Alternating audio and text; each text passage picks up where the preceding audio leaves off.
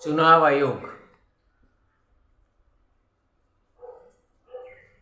चुनाव आयोग के 5 जो प्रमुख कार्य हुए हैं उनके बारे में हम आज व्याख्या करेंगे। इलेक्शन कमीशन के द्वारा क्या क्या इम्पोर्टेंट वर्क हुए, उद्देश्य क्या था, मतदाताओं को आज़ादी दिलाना और इसके साथ ही 75 वर्षों की क्या उपलब्धि रही, मतदान की स्वतंत्रता बरकरार रखना। नंबर 1, 1982 में पहली बार ईवीएम मतगणना हुई, इलेक्ट्रॉनिक वोटिंग मशीन, जिससे काउंटिंग में आसानी रही। नंबर 2, 1988 में वोट देने की उम्र 18 वर्ष कर दी गई, 21 से घटाकर 18 वर्ष कर दी गई, क्योंकि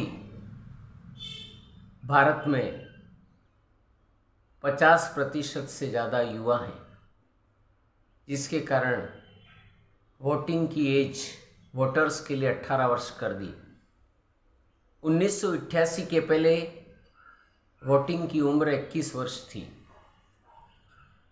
राजनीतिक प्रक्रिया से जोड़ना युवाओं का, इसका उद्देश्य क्या था? पॉलिटिकल प्रोसेस से इनको अवगत करवाना।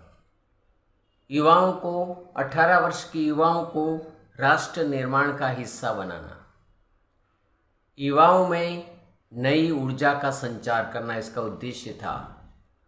तीसरा, 1998 राजनीतिक दलों को मिलाकर आकाशवाणी, दूरदर्शन पर निःशुल्क विचार व्यक्त करने की और अपनी नीतियों को अभिव्यक्त करने के लिए, अपना प्रचार प्रसार करने के लिए अवसर दिया गया। जो अवसर प्राप्त हुआ वो केवल मान्यता प्राप्त दलों को ही हुआ। इससे वे अपनी नीति, अपने एजेंडा, अपने संकल्प को बता सकते थे और आकाशवाणी और दूरदर्शन निःशुल्क में यह अवसर प्रदान कर रही थी।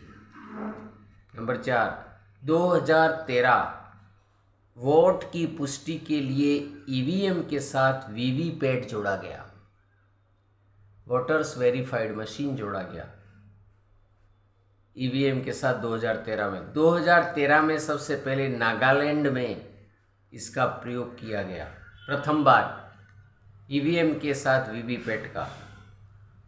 2017 में जाति धर्म के नाम पर वोट मांगना हुआ असंवैधानिक।